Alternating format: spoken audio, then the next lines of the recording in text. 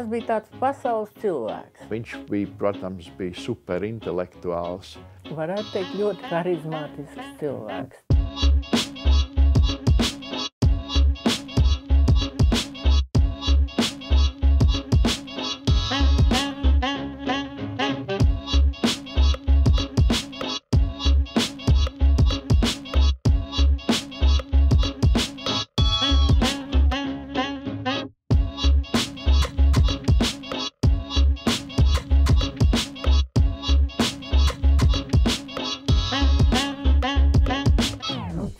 Viņš bija, jāsaka,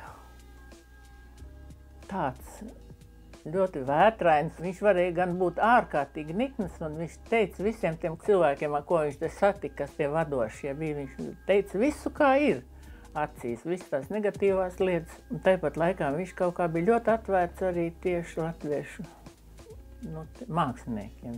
Ļoti, ļoti gribēja, lai būtu. Un viņš teica tā, viņam bija tas teiciens, kad atnāks latviešiem tie laiki, ko citas tautas tagad redz. Katrā ziņā latvietība viņam arī bija ļoti tuva un interesēja, un tā kā viņš dzimis bija tomēr Latvijā, tad, protams, kad viņš arī bija tāds latviskuma, tāds patriots, un tad viņam tur kaut kādas brievītes parādījās un kaut kādas dzintara lietiņas un kaut kas tāds. Un tad leģendāri viņa tā dzelžainā uzstājība, visas tos garumzīmes un ķekšus, kas parādās uzvārdā Āboliņš, terorizē to vācu sabiedrību, lai tie ievēro visu šito te, kas viņam tur ir, tās ķeksīšu un garumzīmes, un lai tad viņi tā ir viņu problēma, ka viņiem tur jāmocās, un viņš to kā latvietis tā konsekventi tur uzstāja, ka tas, lūk, viņam ir tā, un nevis tur vēl kā tur vāciešiem tur vērtāk būt.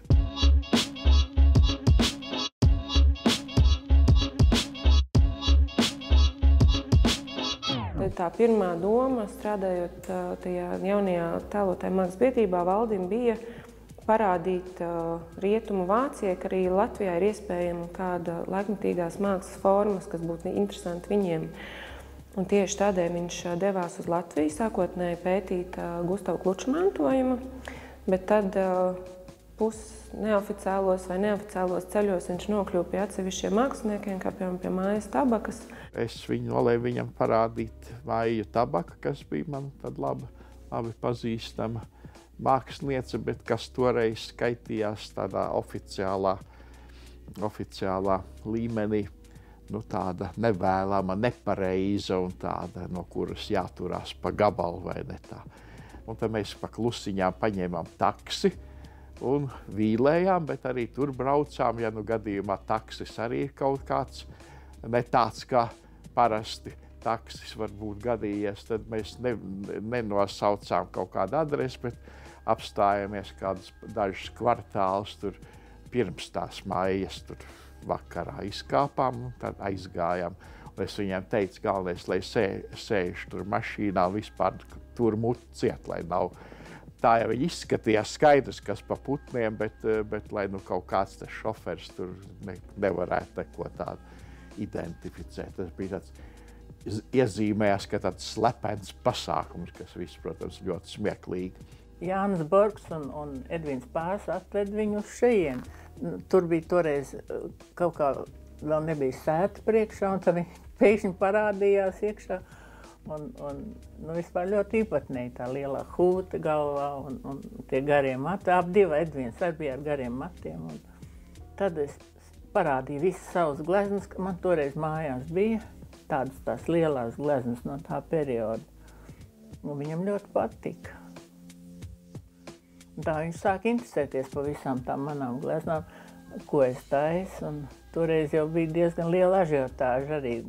Un, ieraugot viņas darbus un iepazīstoties ar viņu kā personību, viņš ļoti vēlējās rast veidu, kā nogādāt viņu Rietumu Berlīnas pusē.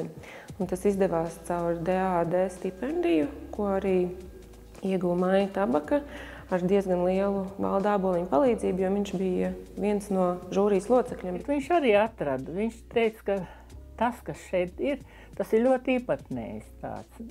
Un reizē viņš pilnīgi iet tai vienā līmenī ar moderno mākslu tur, tikai viņu vajadzētu prezentēt.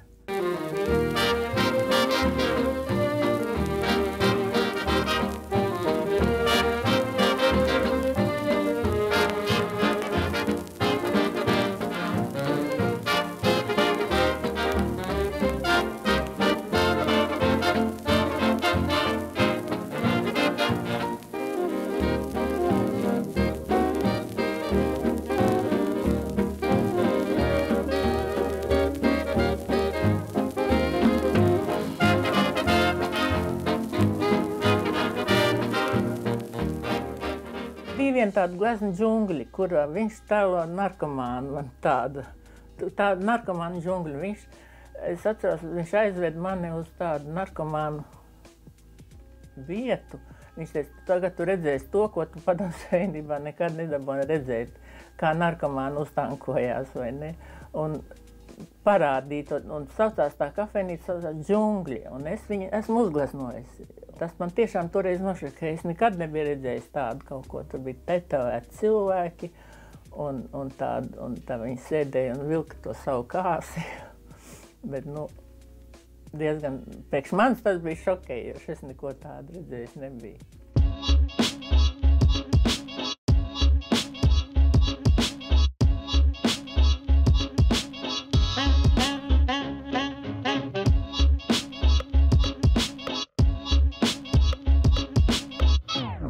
Viņš bija vienmēr tāds kaut kāds iekšējs mirdzums, ka vienmēr, kad viņš nāca iekšā, tad jau viņš zināja, ko teikt un ko prasīt. Viņa šī āršķirīgā, demonstratīvā un harizmātiskā āriena bija kā tāda arī čaula, aiz kuras viņš slēpa savu tādu biklumu un tādu, noslēgtību pret visiem apkārtējiem aktīvās mākslas dzīves notikumiem. Nosauc viņu par grafu Drakula, šad un tad.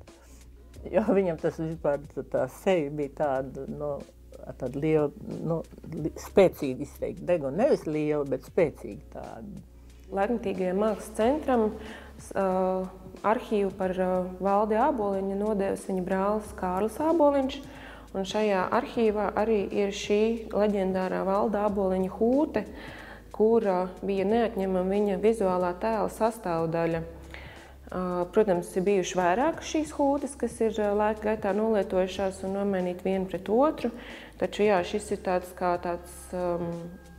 viņa personības zīmola atribūts, jo viņš veidoja savu vizuālo tēlu ļoti harizmātisku un tādu ekstravagantu. Un tad viņš mēdza pielāgoties, piemēram, vasaras laikā viņam bija balts mēteris ar baltu hūti, ziemas laikā savukārt šī hūte bija melna.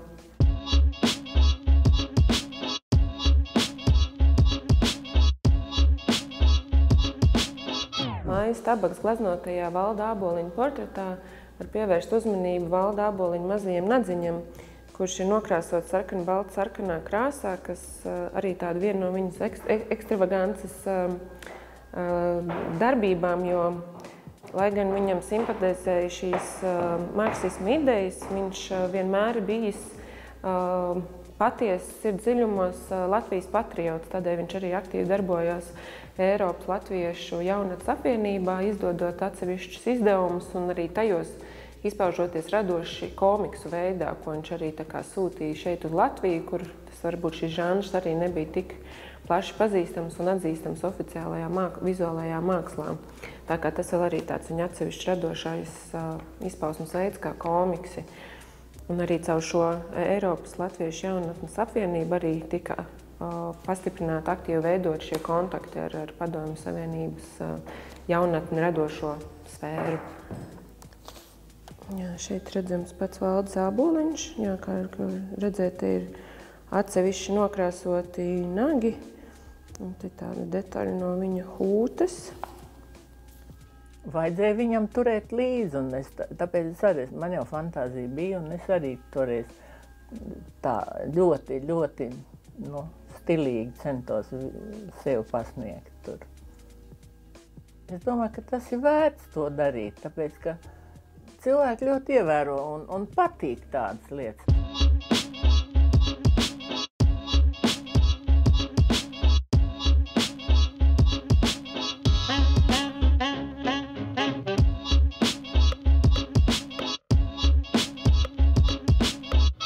tā kā viņš man arī bija tā labi ieredzējis un akceptējis, tad man nāca gandrīz katru nedēļu pa vēstulē, dažkārt pat 2 vēstules, kuras viņš traktēja arī ne tikai tie bija roku rakstīti tādi darbi, bet kuras viņš traktēja kā mail art, pasta māksla vai vēstuļu māksla, tas tāds virziens arī, kur vēstuli ir arī vienlaicīgi mākslas objekts, jo viņas visas bija kaut kādīgi vēl zīmētas, apzīmētas. Viņi katru varēja likt zem stikla pie sienas, viņi bija ārkārtīgi iespaidīgi. Un tad tur kaut kādi 100 to vēstuļi man tur sakrājās pa tiem dažiem gadiem. Mailārts kā mākslas forma aktivizējās Fuksus uzplaukuma periodā 60. gadu sākumā, kurā piedalījās arī Valdis Āboliņš jau minētajos pasākumos Āhenē.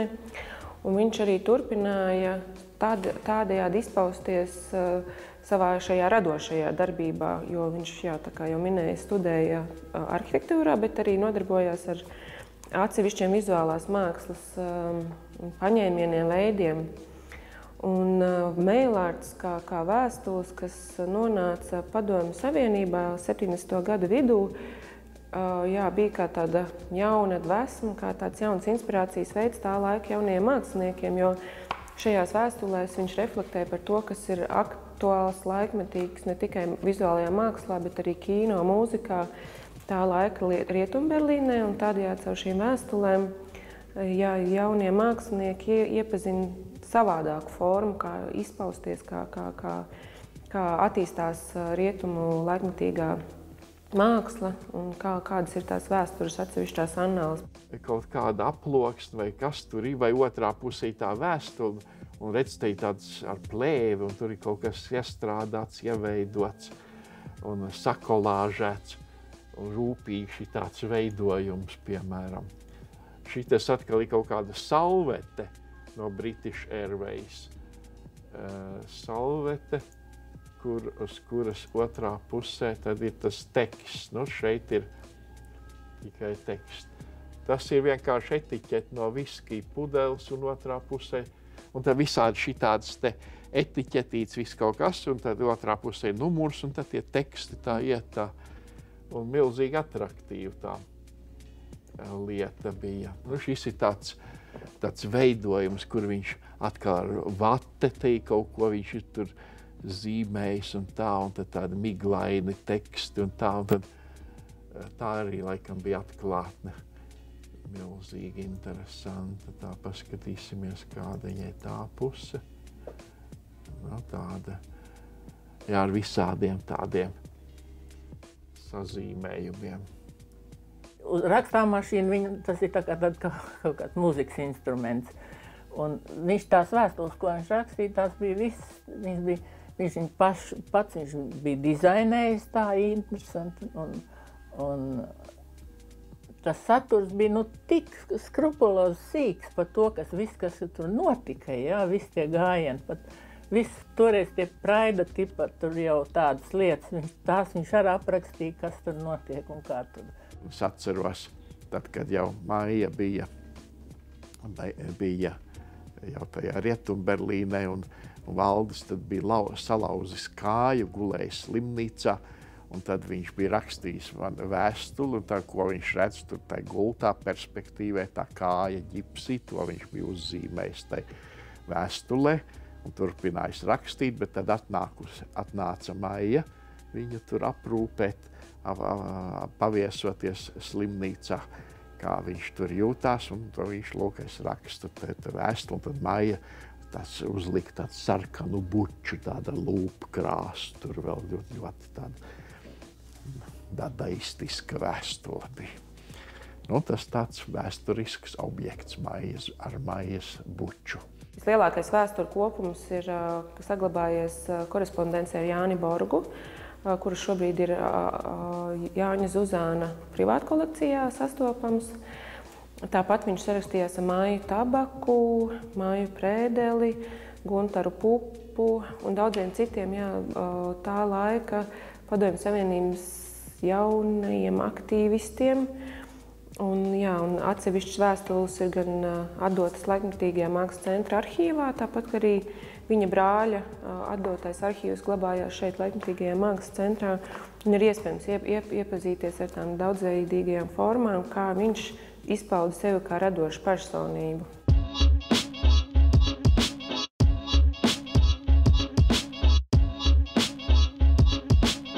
Šis laiks, 60. gadu vidus, iezīmē arī tādu vispārēju kustību, kāda bija tā laika Rietuma Eiropā, ka notika jauniešu sacelšanās pret līdzinējo politisko un sociālo iekārtu, uzrādot, kad ir jāmainās domāšanai un veidam, kā izpausties gan mākslā, mūzikā, kino. Un jāatzīmē tieši Valda Āboliņa loma, ka viņš kā kultūras menedžeris, kā izstāžu kurators veiksmīgi tika ar to galā un spēja realizēt dažādus jau šobrīd Laikmetīgās mākslas vēsturē paliekošus pasākumus.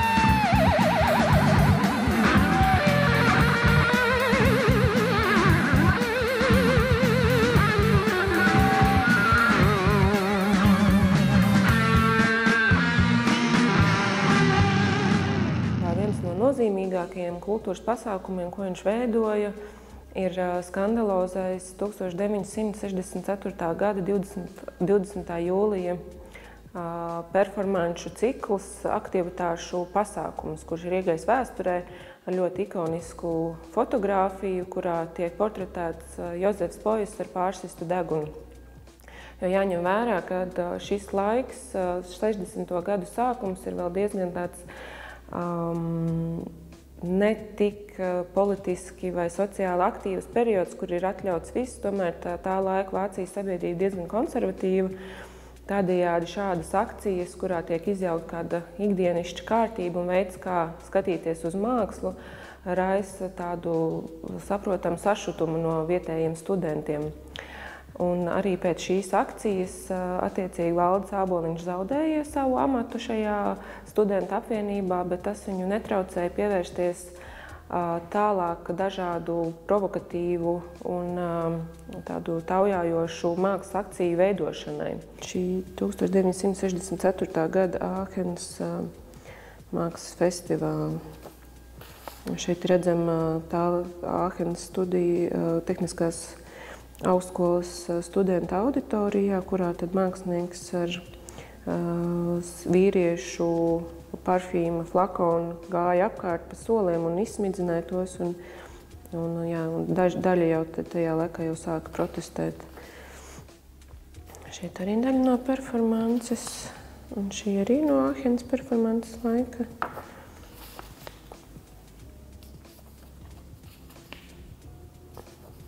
Tāds atsevišķas epizodes.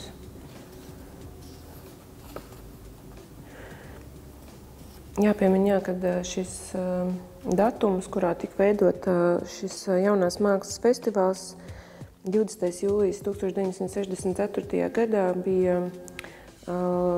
datums, kurā tika veikts atentāts pret Adolfu Hitleru.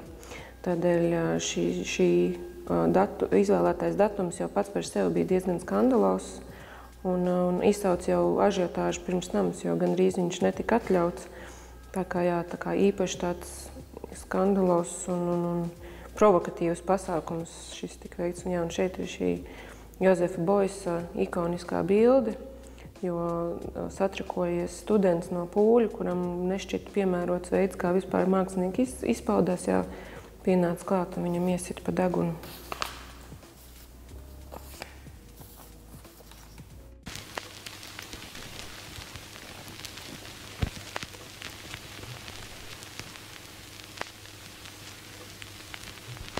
Kādu citu laika briedi arī atcerās, ka tas varētu būt tāds tik aktīvas, harizmātiskas, radošas personības pašizdegšanas tāds rezultāts, jo viņš bija ārkārtīgi aktīvs, piedalījās visos iespējamos Rietumberlīnas vizuālās mākslas pasākumos, izstāžu atklāšanās, pats darbojoties šajā biedrībā, jā, un līdz ar to tā dinamika, tā aktīvā dzīve, būtībā ir tā, kas viņu izdedzināja un kamdēļ viņš pāragri aizgāja no savas dzīves. Berlīna toreiz tika speciāli mākslīgi paplašināta, lai tur būtu tā kultūras dzīve, tā sista augsta vilna, tieši kultūra.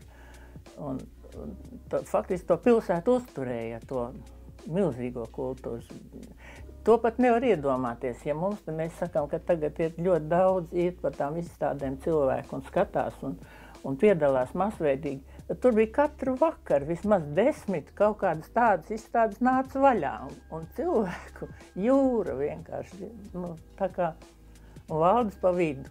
Šeit ir atsevišķas fotogrāfijas no Āhenes galerijas, kurā redzam dažādi happeningi un performances, kas bija tās galvenās izpausmes formas, kādās darbojās mākslinieki, kurus Valdis Āboliņš kopā ar Gerdu Vorhofu aicināja piedalīties Āhenes galerijā. Kā jau atzīmēja, tās bija diezgan provokatīvas un tādas izaicinošas tā laika sabiedrībai. Un šeit savukārt bilde ir no Valda Āboliņa rīkotās performances Eiropas latviešu jaunatnes vienā no semināriem, kuros viņš veidoja tādu performatīvu akciju. Viņš daudz ko darīja tā, pilnīgi tā aiz entuziasmu, tikai varētu teikt, latviešu labā, tā vienkārši tā. Viņš teica, es gribu Latviju ievest arī šitanī te apritē, Eiropas apritē, pasaules apritē, tā. Viņš bija pirmais, kas to iesāka. Tas bija viens no tādiem spožākiem latviešu prātiem, kas tā tur zaigoja tajā rietumu pusē un tikt pie tādas galērijas vadīšanas, kas ir ar tādu Eiropas statusu. Tur jau vajadzēja būt milzīgai autoritātei tai vācu vidē un starptautiskā vidē. Un viņš par tādu tika atzīts un atzīmēts, un tā sakoties, viņam bija tāda starptautiska atzinība.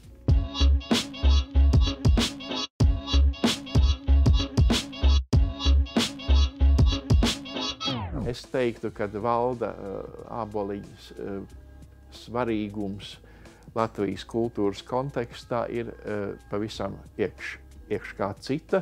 Proti, pirmkārt, viņš bija tas, kurš izrādīja pozitīvus un tādus atvērtus centienus izvest mūsu māksliniekus tādā pasaules arēnā. Viņa iepazīstināta, tur ne jau tikai Maija Tabaka, tur bija vēl daudzi ar viņa tādu gādību, kas tika tur iegaismoti. Un savukārt arī otrādi mūsu māksliniekiem varbūt pavērt to dzelzs aizskara šķirbu plašāku. Valdes tā bija vesela pasaule, kas aizgājusi ir. Bet tikai no tā vien var secināt vienu gan, kāpēc, ka cilvēku mūžs ir ārkārtīgi īs. Vienalga, cik viņš arī liesmojoši ir un tāds mirdzošs. Ja viņš tā varēja droši, tad es domāju, ka mēs te arī visi tie pārējie, mēs arī bijām tādi droši kaut kā. Viņš nebaidījās.